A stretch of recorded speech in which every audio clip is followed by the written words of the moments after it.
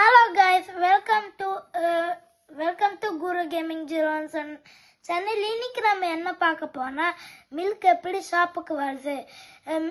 பொதுவாக நம்ம எல்லாமே மில்க் நேரா ஷாப்புக்கு வந்து நினைப்போம்.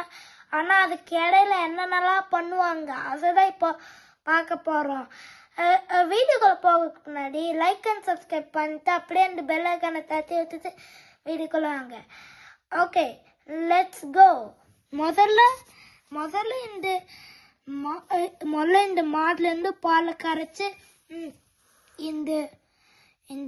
இந்த மிஷினுக்கு அனுப்பி இதுல இருந்து பால் எடுத்து அப்படியே இந்த மில்க் டேங்க்ல போட்டு கொஞ்ச நேரம் கழிச்சு இந்த மில்கி வேன் வந்து இந்த மில்க் டேங்கை எடுத்துட்டு போயிடும்.